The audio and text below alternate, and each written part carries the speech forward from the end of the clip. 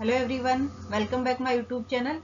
आज अपन एक नए चैप्टर यानी कि ह्यूमन रिप्रोडक्शन, जो अपना सेकंड चैप्टर है 12th बायोलॉजी का, उसके ऑब्जेक्टिव क्वेश्चंस को सॉल्व करेंगे। फर्स्ट क्वेश्चन है अपना, वो है शुक्र जनन स्पर्मेटोजेनेसिस के बारे में कौन सा कथन सही है। स्पर्मेटोजेनेसिस या शुक्र जनन क्या होता है?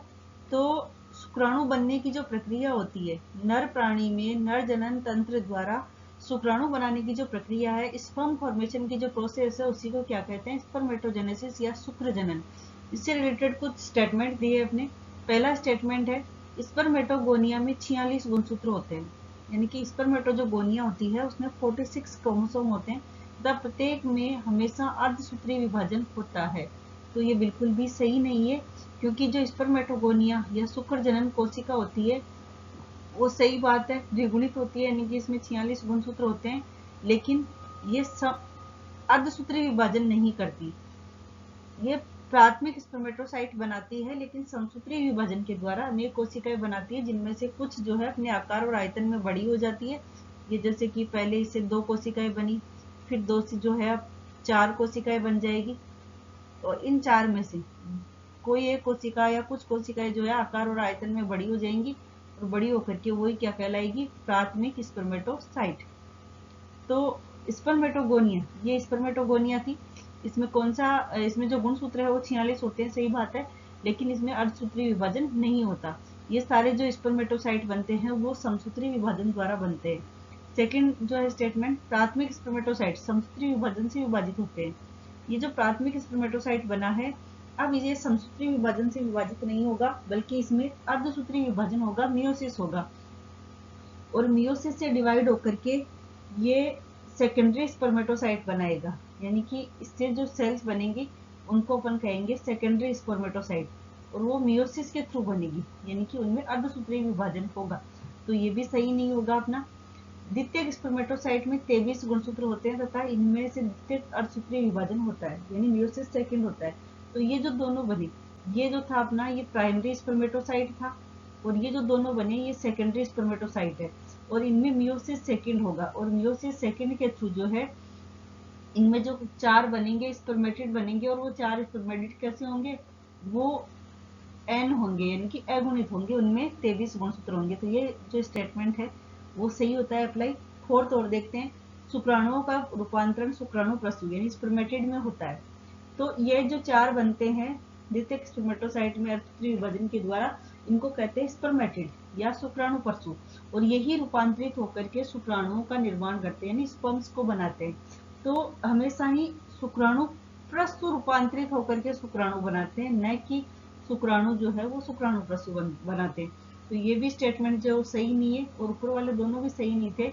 तो जो राइट आंसर रहेगा अपना वो रहेगा थर्ड।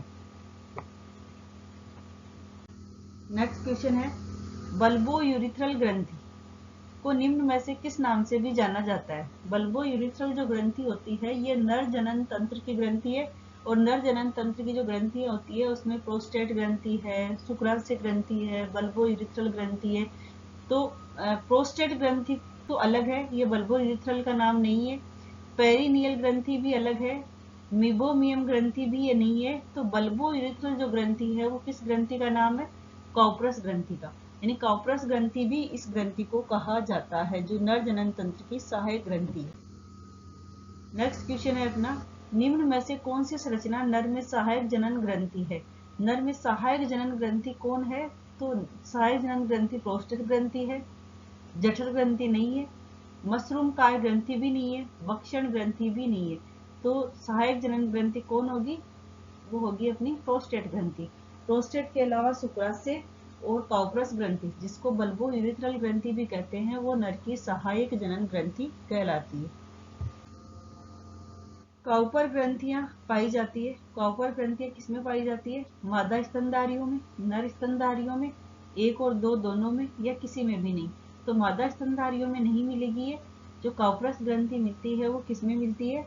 वो मिलती है नर स्तनधारियों में, यानी कि नर की ये सहायक जनन ग्रंथि है कॉपरस ग्रंथि। सेमिनिफेरस नलिकाएं में कुछ विशेष प्रकार की कोशिकाएं सटोली कोशिकाएं होती है। ये कोशिकाएं किससे संबंधित होती है? तो सेमिनिफेरस नलिकाएं जो होती है उसमें जो कोशिकाएं पाई जाती है, जिनमें से एक तो होती है नरजन्म कोशिका जो शुक्राणु बनाती है, और दूसरी होती है सटोली कोशिका जो शुक्राणुओं को पोषण देती है।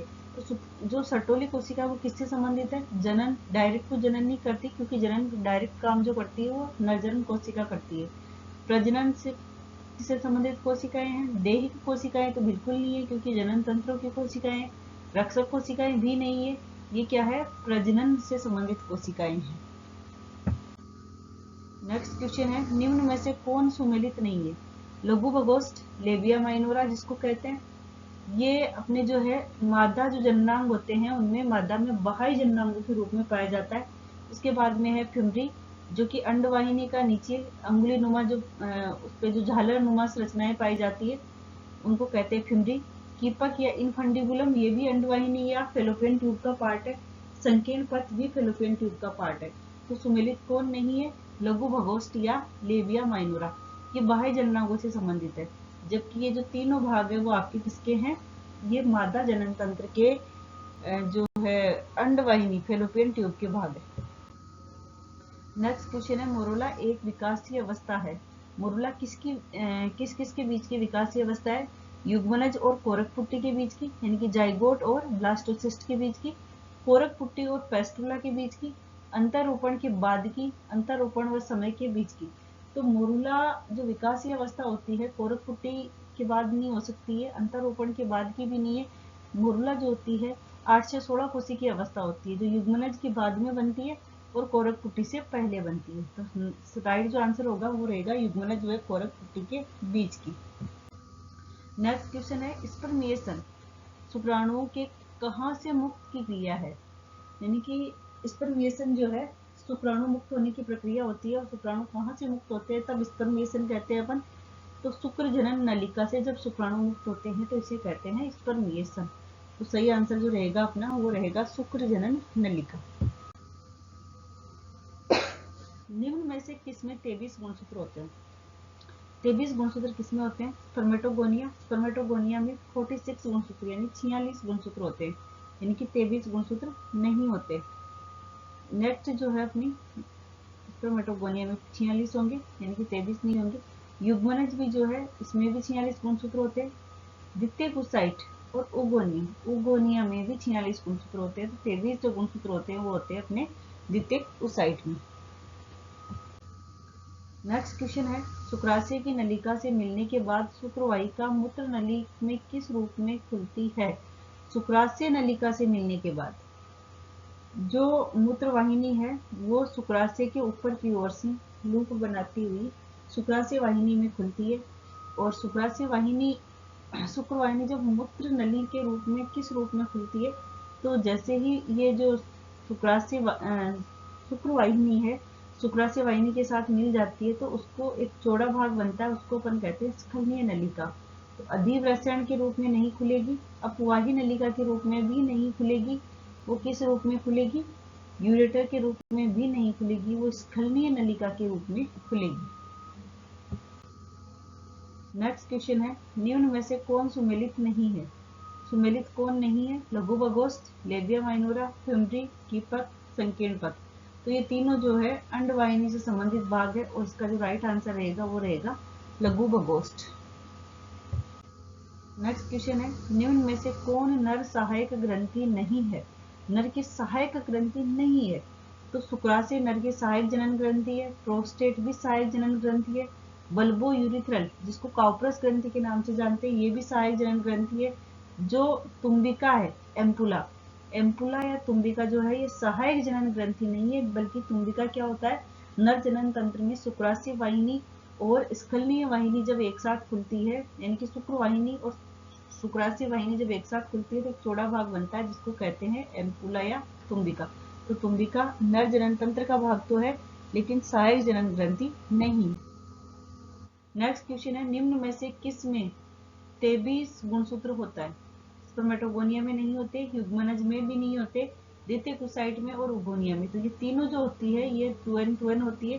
द्वितीयक ओसाइट जो है वो राइट आंसर रहेगा, क्योंकि इसमें 23 गुणसूत्र होते हैं। ये अर्धसूत्री विभाजन द्वारा बनती है, n होती है, अगुणित होती है। नेक्स्ट क्वेश्चन है, शुक्रिय प्रद्रव्य यानी सेमिनल जो प्लाज्मा होता है जो वीर्य का द्रव भाग है, इसमें किसका योगदान होता है, यानी कि वीर्य का जो तरल भाग होता है, सीमेन का जो लिक्विड पार्ट है, सेमिनल प्लाज्मा जिसको बोलते हैं, वो किससे बनता है? शुक्राशय से बनता है, प्रोस्टेट से बनता है, मूत्र नली से बनता है, या बल्बो यूरिथ्रल ग्रंथि से बनता है? तो सेमिनल प्लाज्मा का जो निर्माण होता है वो नर की सहायक जनन ग्रंथियों के द्वारा होता है, और शुक्राशय, प्रोस्टेट और बल्बो यूरिथ्रल तीनों ही क्या है? सहायक जनन ग्रंथियां हैं। मूत्र नली का इसमें कोई पार्टिसिपेट नहीं होता, तो राइट आंसर जो रहेगा अपना वो रहेगा सेकंड। नेक्स्ट क्वेश्चन है, नर जनन तंत्र की इन संरचनाओं में कौन सम्मिलित नहीं है? रेटिटेस्टिस, अधिवृषण, वासा इन्फ्लुएंसिया, सक्किन पथ। तो जो अपना नर जनन तंत्र है, नर जनन तंत्र में रेटिटेस्टिस होता है, अधिवृषण भी होता है, वासा इन्फ्लुएंसिया भी होती है, सक्किन पथ नहीं होगा। सक्किन पथ जो होता है ये मादा जनन तंत्र का भाग है, मादा जनन तंत्र के अंडवाहिनी का भाग है। तो जो राइट आंसर रहेगा वो रहेगा अपना 4, सक्किन पंथ। नेक्स्ट क्वेश्चन है, क्रिप्टोकिडिज्म मनुष्य में कौन सी अवस्था होती है? फर्स्ट है जब वृषण कोष में 2 वृषण होते हैं, जब वृषण वृषण कोष में नहीं आ पाते, जब वृषण वृषण कोष में बड़े हो जाते हैं, जब वृषण वृषण कोष में अल्प विकसित रह जाते हैं। तो सामान्यतः क्या होता है कि जब नर शिशु का विकास हो रहा होता है, गर्भ अवस्था में होता है नर शिशु, तो उसके गर्भावस्था में ही 7वें महीने में जो वृषण होते हैं ये उस शिशु के यानी कि उस भ्रूण के उदर गुहा से बाहर आ जाते हैं, जिसको अपन कहते हैं वृषण कोष, यानी कि वृषण कोष में आ जाते हैं। उदर गुहा से वृषण कोष में 7वें महीने में आ जाते हैं गर्भावस्था में। लेकिन कुछ बच्चों में क्या होता है कि जन्म के बाद भी ये जो है उदर गुहा से बाहर वृषण कोष में नहीं आ पाते, तो उसको अपन कहते हैं क्रिप्टोकिडिज्म। इसका राइट आंसर जो रहेगा अपना वो रहेगा सेकंड, जब वृषण वृषण कोष में नहीं आ पाते तो उसे कहेंगे क्रिप्टोकिडिज्म।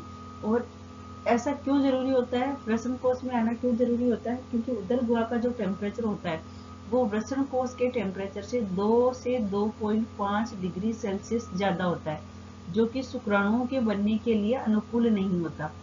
और इसी कारण जो है वृषण वृषण कोष में आ जाते हैं ताकि शुक्राणुओं का निर्माण आसानी से हो सके। तो आज की क्लास में बस इतना ही, मिलते हैं नेक्स्ट वीडियो में। Thank you watching for my video.